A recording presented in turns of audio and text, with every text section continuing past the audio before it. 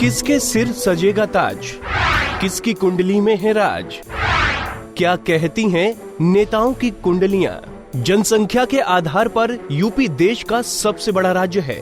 केंद्र की सत्ता का रास्ता यूपी से होकर जाता है। इस बात को सभी राजनेता भी स्वीकार कर चुके हैं।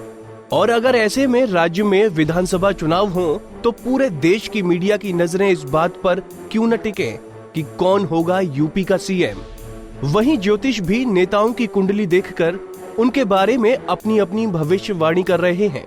आपको बता दें कि वाराणसी के ज्योतिषियों की टीम ने इन नेताओं की कुंडलियों पर अध्ययन किया और फिर इनके बारे में भविष्यवाणी की। नरेंद्र मोदी, जन्म 15 सितंबर 1950, स्थान वडनगर, गुजरात, राशि वृश्चिक। वैसे तो प्रधानमंत्री नरेंद्र मोदी का गृह नक्षत्र लोकसभा चुनाव 2014 में काफी अच्छा था और इसका नतीजा भी सबके सामने है। मोदी के गृह नक्षत्र के बल पर बीजेपी 80 में से 71 सीटें जीतने में कामयाब रही थी। 2014 के चुनाव में उनकी कुंडली में कई शुभ योग बने हुए थे, जैसे गज केसरी योग, मूसल योग, केदार योग, रूचक योग, वोशी योग, भेरी योग, चंद्र मंगल योग, नीच भंग योग, अमर योग, कालह योग, शंख योग तथा वरिष्ठ योग। लेकिन इस बार उनकी कुंडली में कैसे योग हैं?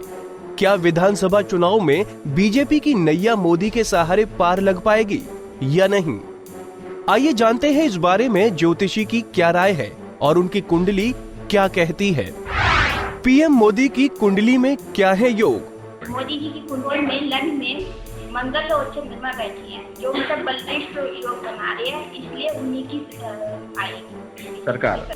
अखिलेश यादव, जन्म 1 जुलाई सन 1973, स्थान सैफई, उत्तर प्रदेश, राशि मिथुन। अखिलेश यादव ने 15 मार्च 2012 को 11:34 पर यूपी की कमान अपने हाथों में ली थी। कुंडली के अनुसार उस समय मिथुन लग्न उदित हो रहा था, लेकिन अखिलेश यादव की कुंडली में 11 अगस्त 2016 के बाद जब से गुरु ने राशि बदली है, इसके बाद मिथुन राशि से गुरु चतुर्थ हो गया है, जिससे अखिलेश की परेशानियां बढ़ गई हैं। अखिलेश यादव की कुंडली में बुध की महादशा चल रही है। लंबे पारिवारिक विवाद के बाद पार्टी के राष्ट्रीय अध्यक्ष बनाए गए अखिलेश कांग्रेस के साथ गठबंधन कर चुके हैं और प्रदेश की 403 सीटों में से 298 सीटों पर उनकी पार्टी चुनाव लड़ रही है। लेकिन क्या सीएम अखिलेश यादव दोबारा सत्ता में काबिज हो पाएंगे? आइए जानते हैं इस बारे में उनकी कुंडली क्या कहती है। क्या कहती है अखिलेश की कुंडली? जन्मांक चक्र देखें तो मोदी जी, मायावती जी और अखिलेश जी का जन्म चक्र से सुश्री मायावती जी का और अखिलेश जी का दोनों का ही बुध की महादशा चले, लेकिन मायावती जी का बुध की महादशा में शुक्र की अंतर्दशा और अखिलेश जी का जो बुध की महादशा है वो लग्नेश भी है। लग्न की दशा ऐसे भी सबसे शुभ माना जाता है। इसके आधार पर देखा गया तो सबसे बड़ी पार्टी के रूप में अखिलेश का पार्टी आगे आती हुई दिख रही है। बीजेपी का सेकंड पोजीशन और मायावती जी का थर्ड पोजीशन में। मायावती, जन्म 15 जनवरी 1956, स्थान नई दिल्ली, राशि मकर। 15 जनवरी 1956 को जन्मी बसपा प्रमुख मायावती की कुंडली मकर लग्न की है।